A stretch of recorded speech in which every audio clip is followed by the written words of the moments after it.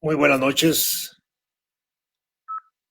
Hoy jueves, de nuevo estamos en el programa A la Historia por Media Calle.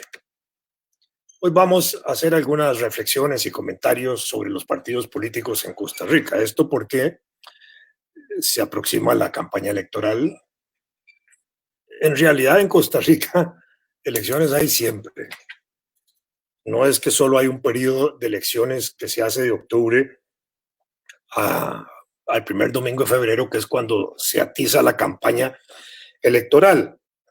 Porque en Costa Rica, digamos, el ambiente político y la cultura política general y popular hace que de alguna manera al día siguiente en que un presidente asume el gobierno ya empiezan otra vez los fuegos electorales, solo que en ese momento de manera muy subterránea.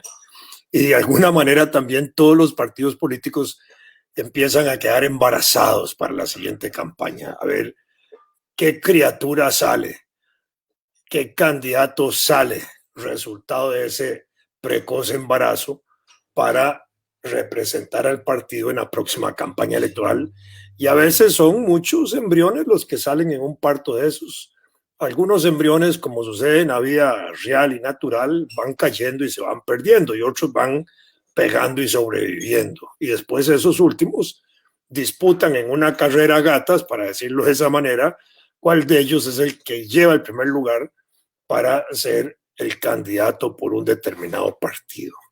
Pero ese proceso electoral que tenemos hoy de esa manera no siempre fue así. En el siglo XIX, por ejemplo, los procesos electorales eran diferentes.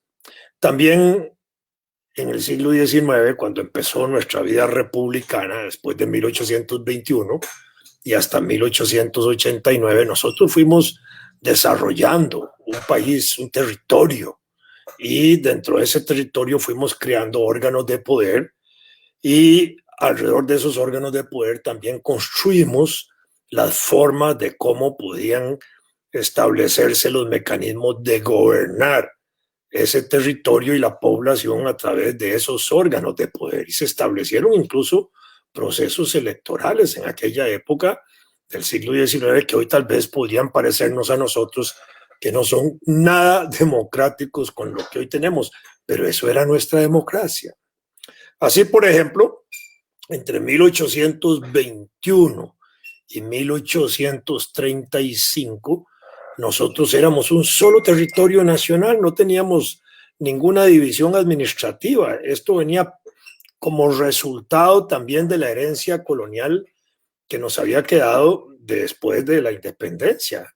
Antes de la independencia éramos el territorio de Costa Rica, no teníamos provincias, no teníamos cantones, no teníamos distritos, lo que teníamos eran pueblos y villas, fundamentalmente, ¿verdad? Y ciudades, que eran, digamos, las tres categorías que había.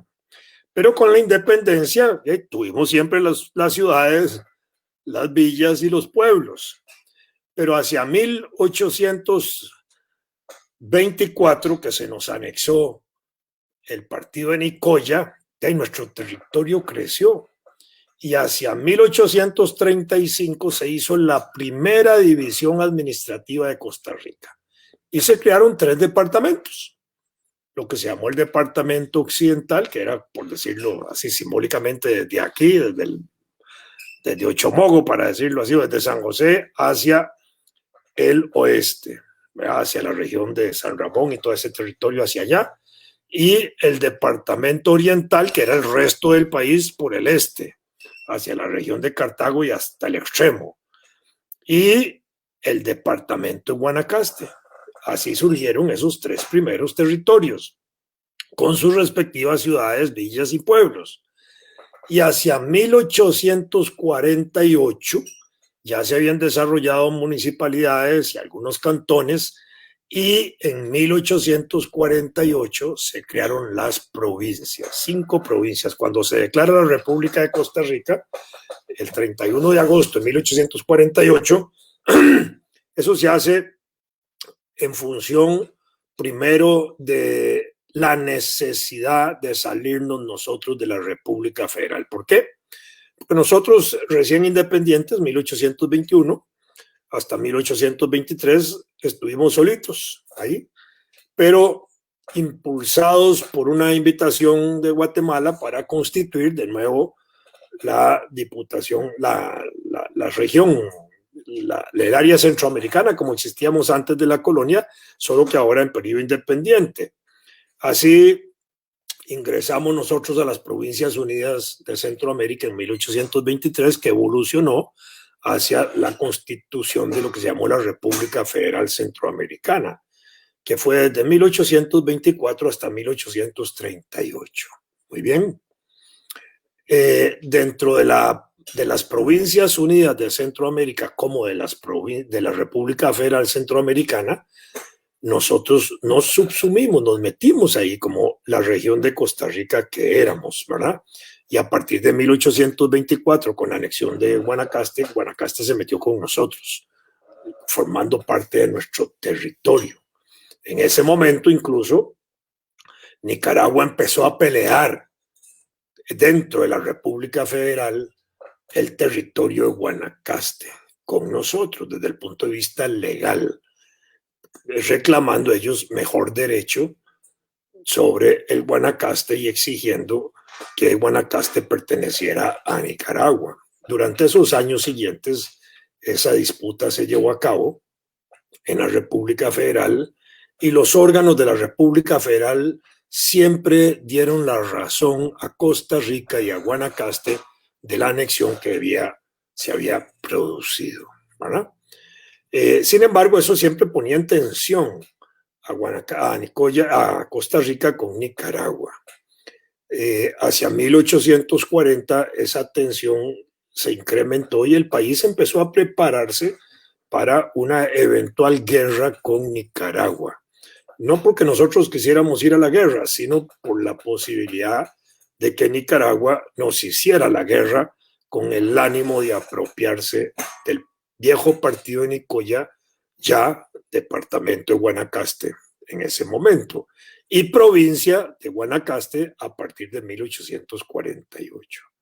Incluso a principios de la década de 1850 intentamos crear hasta una academia militar para fortalecer el ejército que ya venía desarrollándose en Costa Rica, especialmente después de 1835, fortalecida esa institución militar a partir de la llegada de Francisco de Morazán a Costa Rica en 1842, que es el periodo en que Morazán gobierna, y aun cuando ya Morazán no existe, porque aquí lo fusilamos en septiembre, el ejército sí permaneció y se le dio, digamos, el impulso en esa orientación política de prepararnos frente a una posible agresión militar de Nicaragua.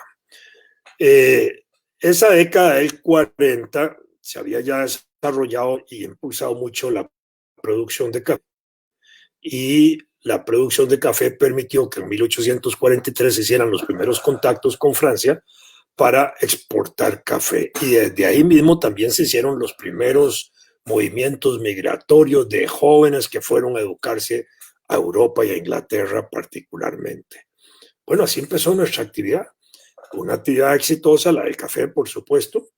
Ya venía en despegue desde los mismos días de la independencia, porque las tierras que había adquirido el Estado, que eran las tierras reales, las que le pertenecían al monarca de España, que pasaron a ser tierras estatales, sirvieron para impulsar procesos de colonización.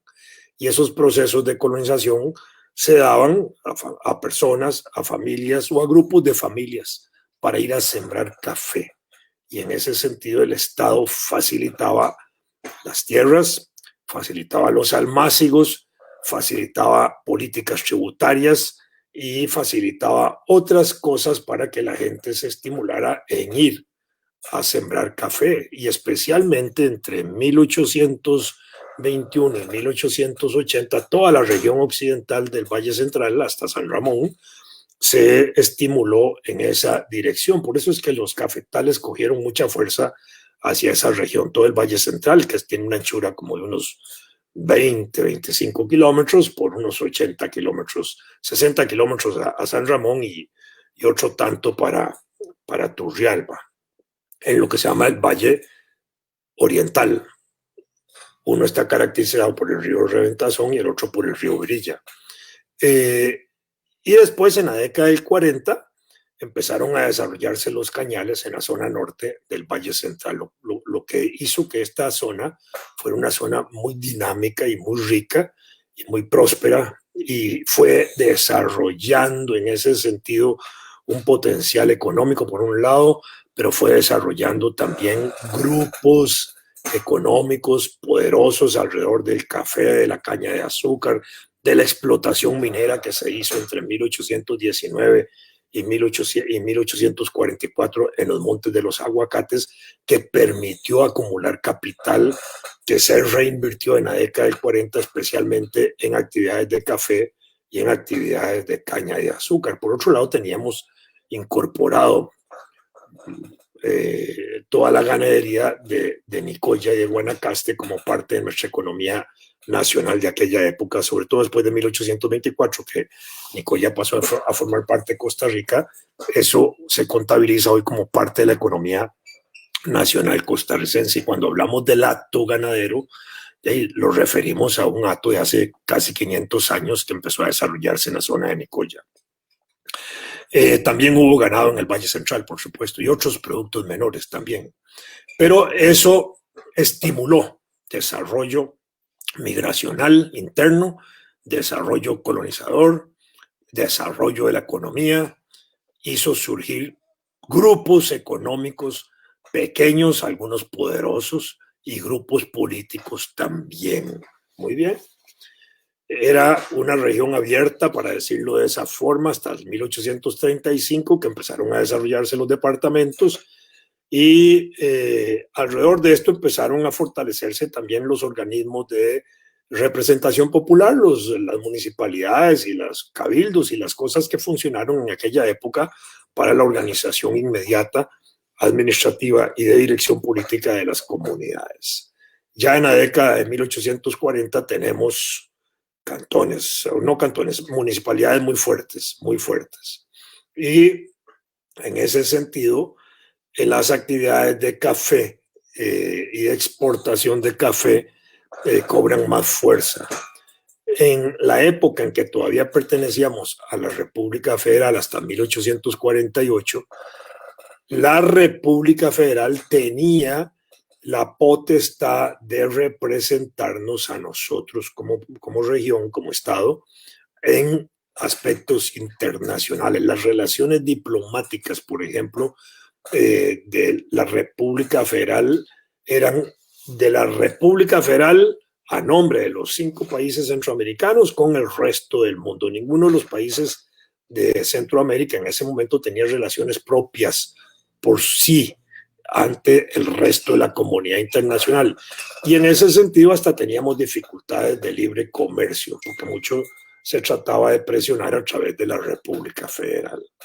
Por eso se inicia un proceso en 1840, en los primeros años de la década de 1840, por parte de las municipalidades, presionando por salirnos de la República Federal.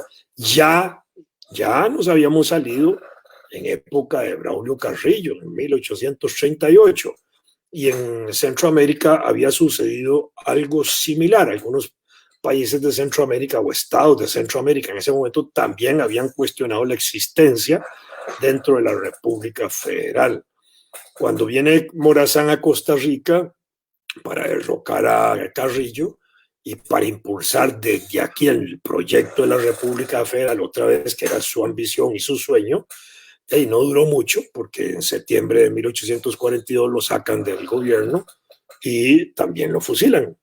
Y ahí se acaba el proyecto de la República Federal, y ya estaba tan maltrecha que no funcionaba realmente para los efectos centroamericanos. En el caso nuestro todavía, porque nosotros éramos la parte más alejada de la República, la que menos beneficio tenía de esa incorporación, y nos originaba una gran cantidad de gastos el mantenimiento de la República Federal, porque teníamos que contribuir en mantener el ejército federal y en mantener los organismos políticos que se habían creado dentro de la República Federal, porque porque la República Federal desarrolló órganos de poder, poder ejecutivo, poder legislativo, corte de justicia, ejército, y eso requería pagos y gastos por parte de nuestros países, y nosotros no teníamos capacidad económica importante para mantener aquello, pero además estábamos tan largo que no sentíamos los beneficios de esa incorporación. Y en ese sentido, Carrillo había roto esos lazos y provocó que también en Centroamérica otros países hicieran lo mismo, debilitaran esos lazos. A pesar de eso, volvimos a meternos a la República, aunque fuera simbólicamente, en 1842, y en el año de 1848 el presidente de carrera de Guatemala, en marzo, se retira de la República Federal. Algo similar en paralelo con lo que había sucedido en 1821, cuando la Guatemala declara su independencia el 15 de septiembre y comunica al resto de la región la decisión de los guatemaltecos para que cada quien haga lo propio. Y así nosotros declaramos nuestras independencias. En ese sentido, podríamos hablar de independencias de Centroamérica, la de Guatemala y la de cada uno de los países a partir del 15 de septiembre. Y nosotros internamente veníamos con un proceso de presión de las municipalidades hacia el gobierno central y hacia el Congreso de la República, hacia lo que es la Asamblea Legislativa hoy, presionando para que nos saliéramos de la República Federal. Y por supuesto que el Congreso aprueba la salida de Costa Rica de la República Federal, acto que el 31 de agosto de 1848, el presidente, el último jefe de Estado y presidente de la República que empezaba a surgir en ese momento, se llamó presidente de Estado, momentáneamente y por breve plazo, el doctor José María Castro Madrid firma la ley que había señalado la salida de la República Federal y así funda la República de Costa Rica a partir de ese momento. Pues bien, hasta ese momento, 1848, estando en la República Federal, nos organizamos ahora dentro de la República Federal como un Estado, con poder ejecutivo, con poder legislativo y con corte de justicia, ¿verdad? En ese sentido, nuestro país desarrolló desde 1824 hasta 1848 los tres poderes de la República como propios, como los poderes de Costa Rica, bajo la forma del Estado de Costa Rica. Así procedimos, igual que como hacíamos para la República Federal, de contribuir al proceso electoral, postulando diputados y apoyando candidatos a la presidencia de la República Federal, que los hubo. Y en la historia presidencial de Costa Rica, de pronto nosotros deberíamos contemplar entre 1824 y 1828 a los presidentes de la República Federal. En ese salón de presidentes de Costa Rica y en el salón de jefes de Estado que hay en la Asamblea Legislativa, de pronto tendríamos que tener ahí un apartado donde diga presidentes de la República Federal de Centroamérica, cuando Costa Rica perteneció a ese conjunto republicano, a esa unidad política, y tenerlos ahí como parte de las figuras que fueron o que tuvieron un carácter de gobernante sobre Costa Rica en un plano superior. Para ponerlo en términos ahora otra vez comparativos, en Estados Unidos es un país federal donde existe un gobierno federal, Trump es el presidente, pero existen los gobernadores que son como los presidentes de los estados, ¿verdad? Es algo parecido. Entonces nosotros de pronto deberíamos tener el salón de las autoridades que gobernaron Costa Rica de manera encima del Estado costarricense, que en este caso son obviamente los presidentes de la República Federal. Si quisiéramos ir más atrás, tendríamos que poner las autoridades coloniales de Costa Rica y quizás las autoridades coloniales de Guatemala, y más arriba las autoridades del virreinato de Nueva España, de México, y sobre ellos el rey, por supuesto, ¿verdad? Esto para entender que son jerarquías que juegan dentro de la vida institucional y que a veces nosotros las vemos demasiado lejanas y al mismo tiempo de su distancia con nosotros, como que no tienen nada que ver con nosotros, pero sí, de alguna manera fueron quienes ejercieron gobierno en nuestro país, bueno, lo que es hoy Costa Rica, y de eso no conocemos casi nada. Un que otro gobernador, Acosta y por ahí otro por allá, y Juan Vázquez de Coronado y algunos otros por ahí que son los que más se mencionan, y nadie sabe esa historia colonial de esos gobernadores, si fueron buenos, si fueron malos, qué hicieron, qué estimularon, hacia dónde avanzaron conociendo el territorio costarricense, los enfrentamientos que tuvieron con la cantidad de indígenas que nosotros tuvimos, Camaquiri, Cocori, Presbere, y todos ellos, o en Nicaragua dirían Gen, o Lempira en Honduras, en fin, todos los indígenas guerreros que enfrentaron a los conquistadores y los colonizadores. Bueno, volviendo a Costa Rica, 1824, cuando creamos los órganos de poder, de ahí empezamos a nombrar diputados. Ajá. En esa época no se llamaban diputados, creamos un congreso, de manera que se le daba el nombre de congresistas a los miembros del Congreso, ¿verdad? Hoy no se debiera usar ese término para referirse a la Asamblea Legislativa, porque la Constitución Política de Costa Rica claramente establece en el capítulo del Poder Legislativo que se llama Asamblea Legislativa. Sin embargo, en la práctica diaria a veces se habla del Congreso, a los diputados se les dice congresistas, cuando se les debe decir diputados porque así se les llama constitucionalmente. Se les puede decir legisladores, que es la forma más genérica y quizás la más universal, porque ahí se hacen las leyes. Entonces, los que legislan son los que hacen las leyes. Legisladores es un término que se puede usar a la par de diputado o a la par de congresista también para el periodo anterior a 1948. Y a veces se usa el término parlamentario porque la institución legislativa surge como institución, así como la conocemos hoy, en el Parlamento inglés, de la Revolución Inglesa, allá por 1688, por allá. Entonces, mucho se usa también como concepto universal parlamentario. Entonces, se usa parlamentario, congresista, diputado, legislador, para referirse a los miembros del poder legislativo. Pero en sentido estricto, preciso, deberíamos decir solo diputados y asamblea legislativa. Si uno dice Congreso, de pronto uno puede estar pensando que se refieren al periodo anterior a 1948, cuando el Poder Legislativo se le decía Congreso, ¿verdad?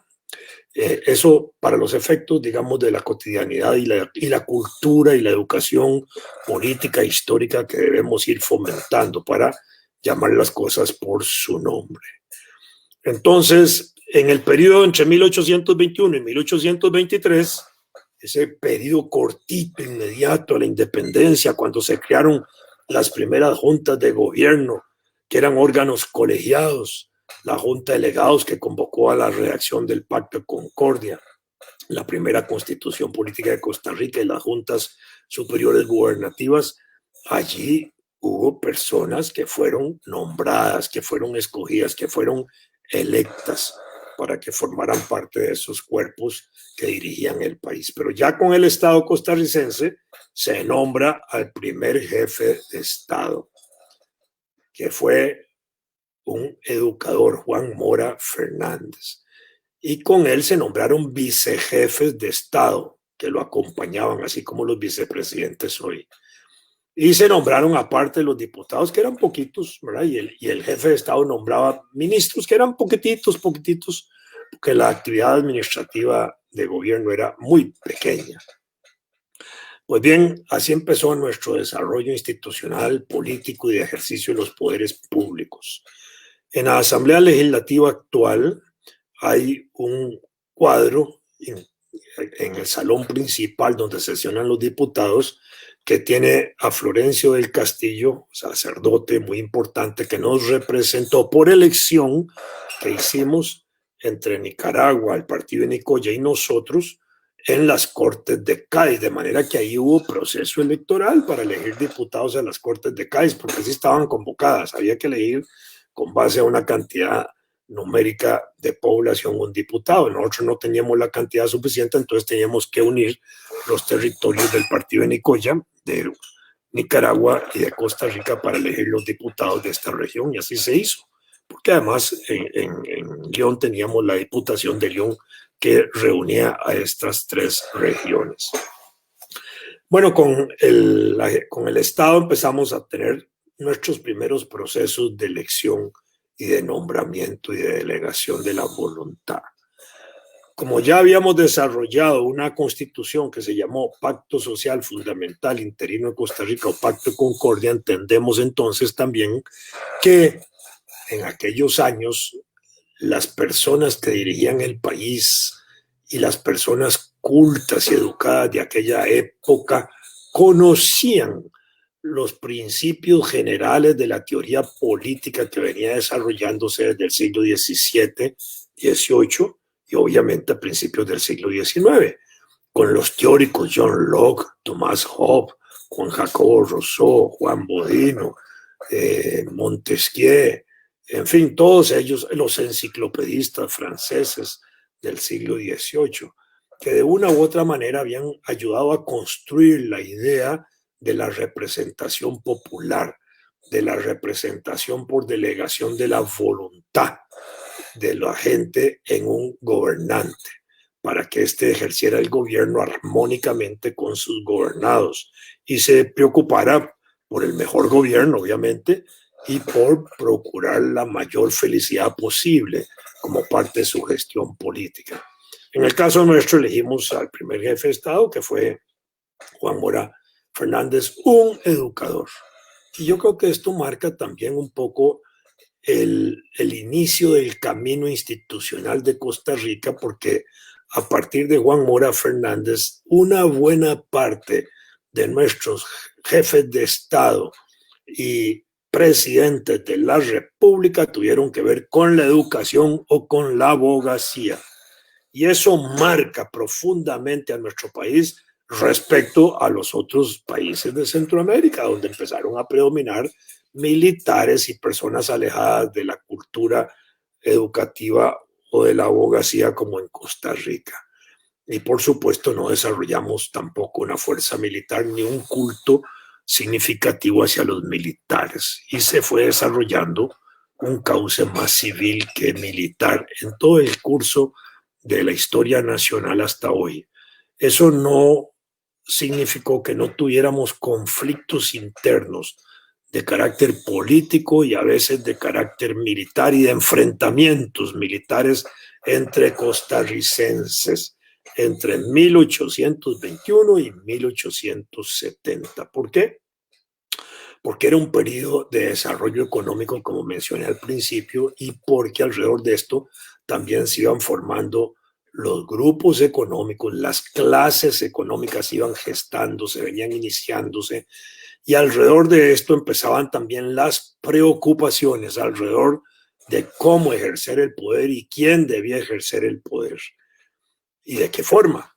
Entonces, entre 1821 y 1870 se producen 11 constituciones políticas, desde el Pacto de Concordia en adelante hasta la Constitución de 1871, que fue la del periodo del Tomás Guardia.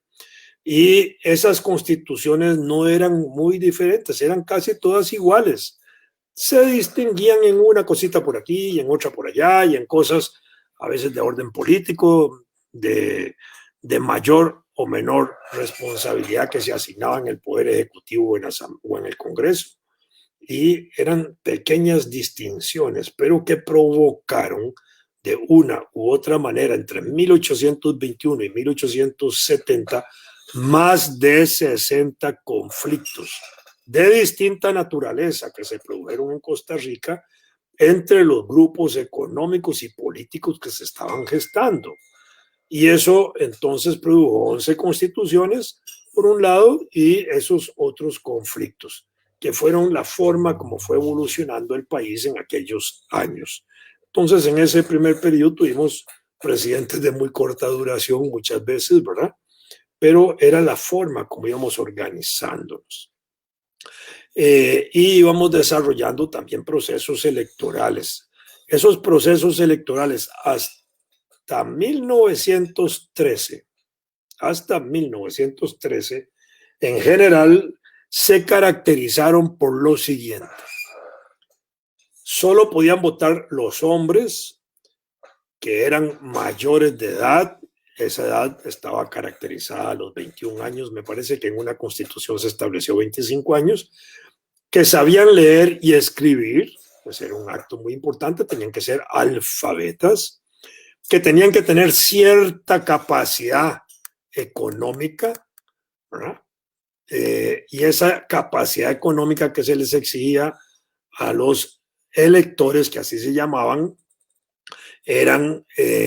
variaban en procesos electorales hacia arriba. No es que bajaban el monto que debían tener, eran personas que debían tener rentas propias, ingresos o propiedades, o en fin, tenían que garantizar que tenían ese capital mínimo que se exigía.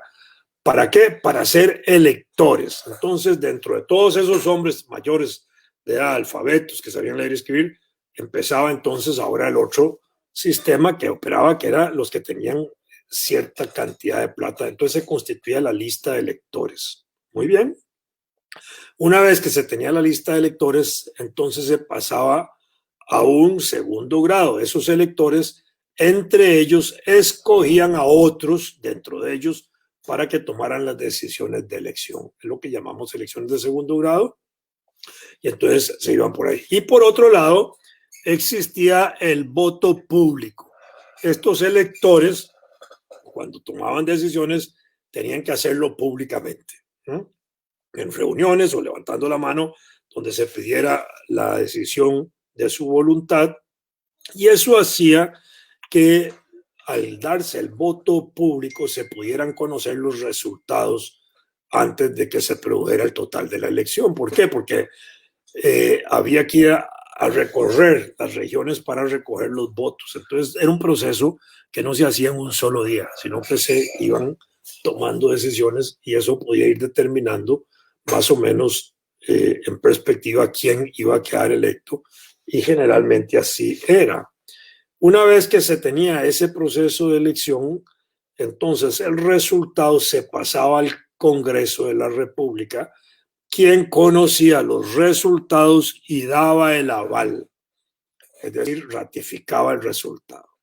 Esta distinción de que, o esta cualidad o calidad o facultad que tenía el Congreso de ratificar los resultados, que perfectamente podría no estar de acuerdo con ellos, dura hasta 1948. ¿Ah? Entonces vamos a ver dos casos ahorita mencionados para entender cómo esa facultad se daba hasta 1948. Una de ellas, para recordar, bueno, digamos tres, mejor, pongamos tres eventos. Uno, 1889, en noviembre de 1889, frente a un proceso electoral, el gobierno hace una maniobra, moviliza militares, ¿verdad?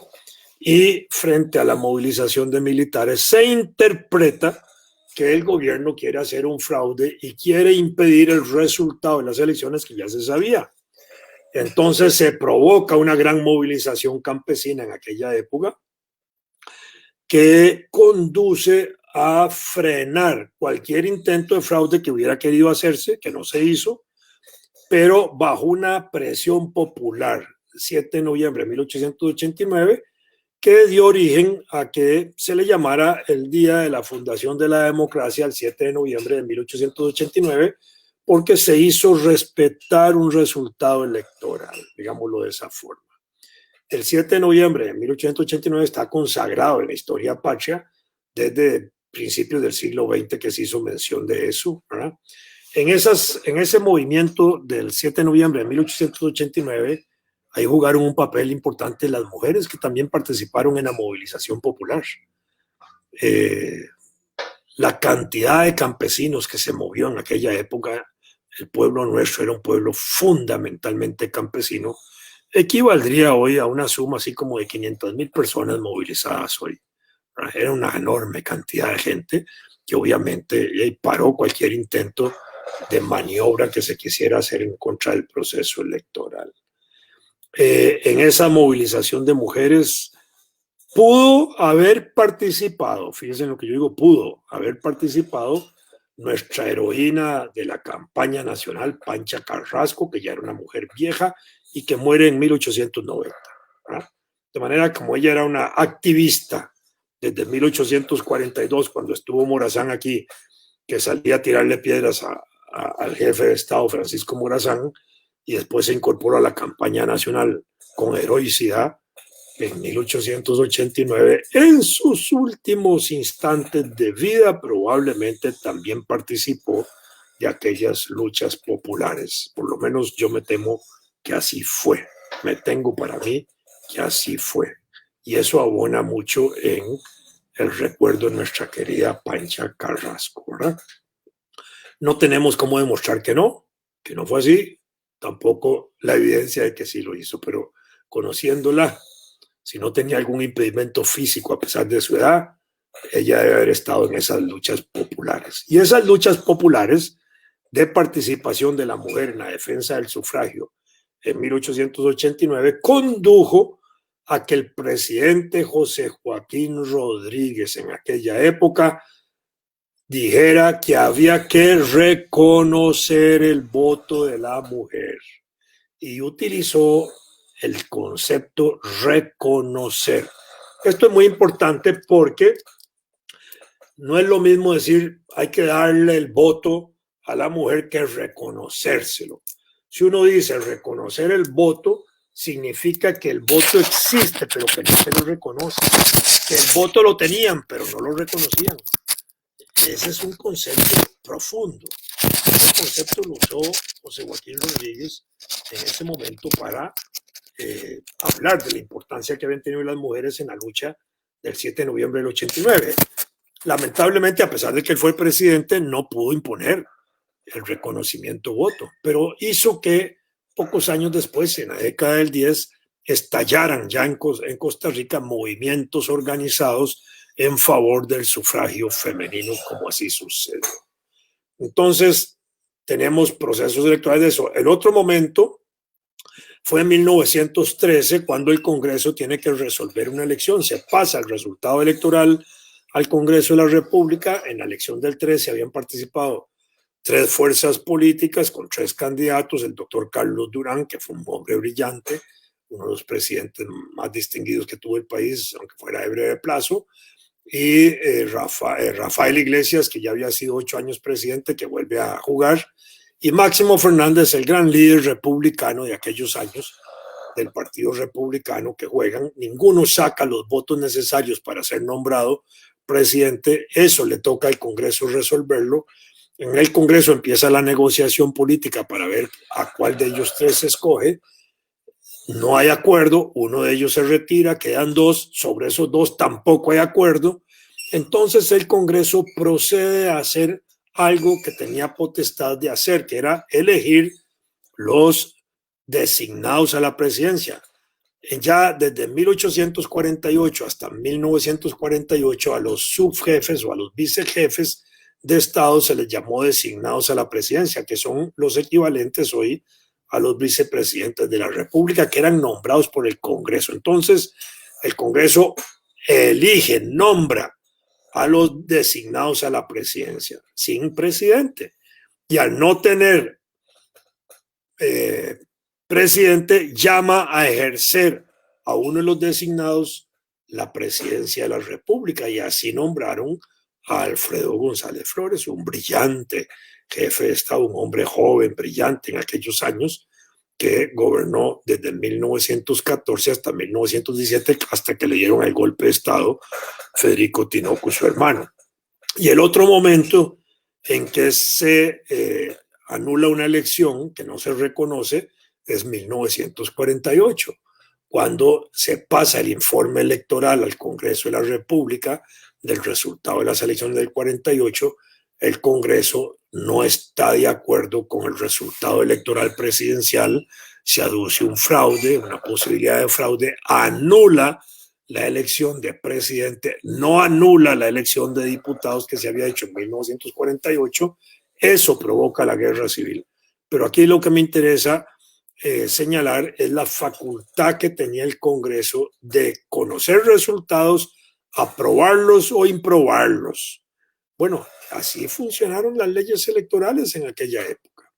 El número de electores en el conjunto de la población era verdaderamente insignificante, pequeñito, pequeñito. Por ejemplo, en 1889, para esa elección, sobre una población de 340,000 habitantes que teníamos en Costa Rica, de acuerdo al censo de 1890, los electores eran 912 electores en todo el país. O sea, el 0.3% de la población. ¿Eso era democrático? Y alguien podría pensar, comparando con hoy, que no. El 0.3% decidía quién podía ser presidente, y ese 0.3% además se dividía entre los candidatos, de manera que el candidato que ganaba todavía tenía menos representación que eso, así como hoy se critica al que gana la elección cuando del porcentaje que se gana al contarse los partidos se dice no tiene el 40%, tiene al final de cuentas como un 20% del total. ¿Verdad? ¿Por qué? Porque así es como funciona, digamos, a efectos de poder interpretar sucesos electorales de esta naturaleza o de este tipo. Bueno, pero esa era la democracia de la época, y esa democracia la validamos viendo el pasado, no la rechazamos, no estamos negando la existencia de los jefes de Estado ni presidentes de la República que fueron electos mediante esos sistemas. Así se eligieron y así disfrutamos nuestro país, nuestros abuelos y bisabuelos y tatarabuelos, y así lo fueron construyendo, pero lo fueron puliendo, que fue muy importante. Entre 1821 y 1870, a la par del desarrollo constitucional que les he mencionado, también hubo más de 60 conflictos político-militares, intentos de golpes de Estado, suspensión de la Constitución, nuevas constituciones, reformas constitucionales profundas, etcétera. Además, la invasión de Morazán, la invasión de los filibusteros, la disputa por la capitalidad de San José, que finalmente se establece aquí en San José, en fin, la guerra de Ochomogo en 1823.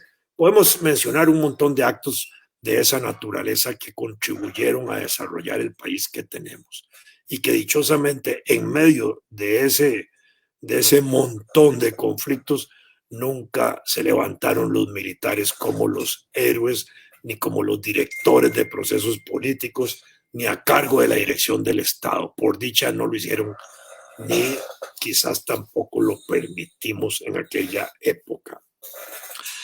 Con el desarrollo de las municipalidades que había mencionado hace un rato, en la década del 40, cuando empiezan a desarrollarse allí, eso se fortalece después de 1870 con el general Tomás Guardia, que él va a fortalecer más el régimen municipal, y con el régimen municipal va a distribuir poder, porque si antes el régimen municipal no era tan fuerte, la lucha por el poder central, por ser presidente de la República y por manejar los diputados, era muy tensa, pero al fortalecer el régimen municipal, entonces crea alcaldes y crea miembros de los consejos municipales y distribuye poder y debilita un poco la lucha hacia el poder central, pero le permite también ejercer un mejor control de las regiones. En esa época, con la Constitución de 1871, había un gran control presidencial de la vida institucional, y además existían las gobernaciones sobre las provincias, existía el señor gobernador.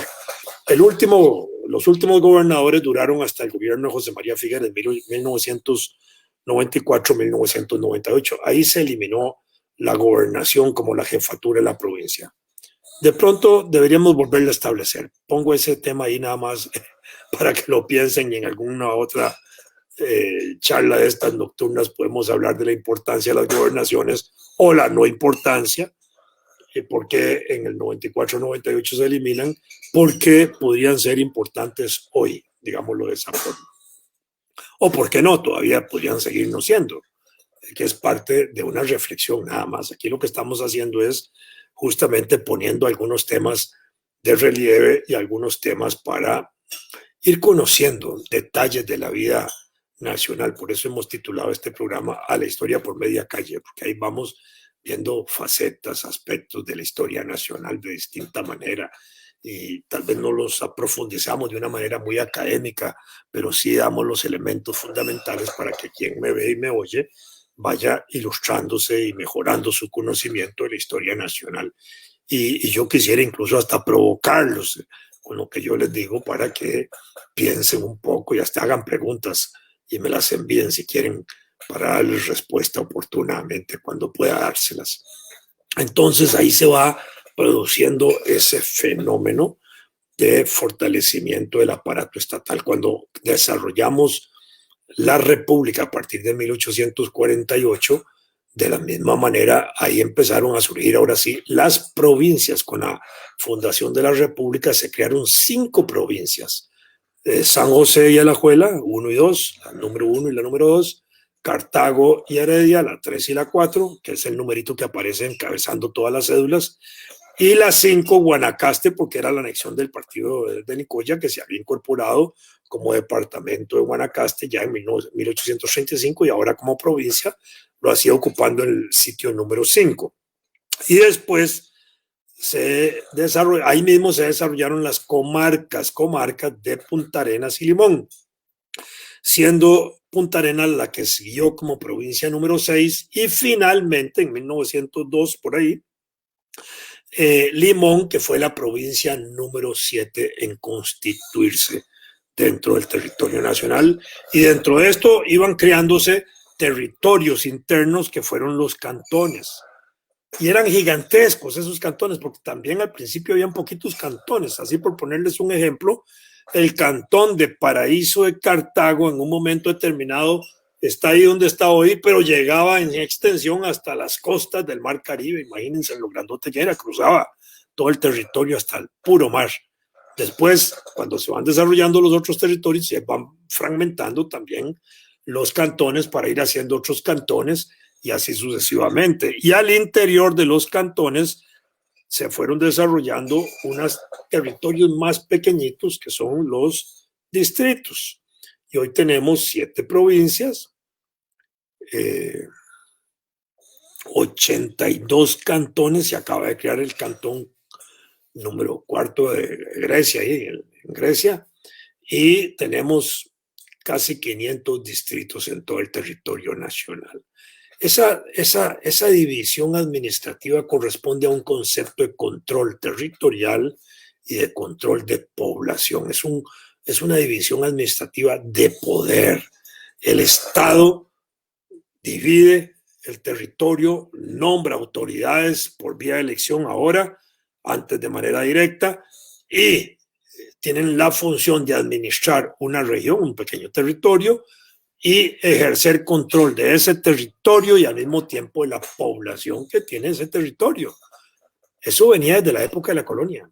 Así España dividió el continente en virreinatos, los virreinatos en capitanías generales, las capitanías generales en intendencias, audiencias, gobernaciones, partidos, alcaldías mayores, alcaldías menores, en fin, una gran cantidad de divisiones que pusieron por ahí. La iglesia, cuando se metió en América, también desarrolló obispados, y ahí empezó hasta las cofradías, esas iglesitas pequeñitas que andan ahí por los pueblos, chiquititas, y las más pequeñas todavía que hay ahí, ¿verdad? Que en algunas partes del territorio todavía existen, porque existe una división también administrativa de la iglesia, y los territorios eclesiásticos son diferentes a los territorios políticos que tenemos nosotros, ¿verdad? Pero es parte de ese proceso de división. Hoy también institucionalmente a través de los ministerios creamos divisiones territoriales en función de los ministerios. De esto vamos a seguir hablando la próxima semana, porque la idea es ir desarrollando alrededor de este proceso de construcción del Estado costarricense cómo van surgiendo también los movimientos políticos y hasta surgir partidos políticos que empiezan a desarrollarse a partir de 1889 en adelante. Antes de esa época no conocíamos los partidos políticos. El proceso electoral se hacía por la forma, como les he venido diciendo, con electores de manera directa, ¿ah?, y con aprobación del Congreso de los resultados que se hacían. Muy buenas noches.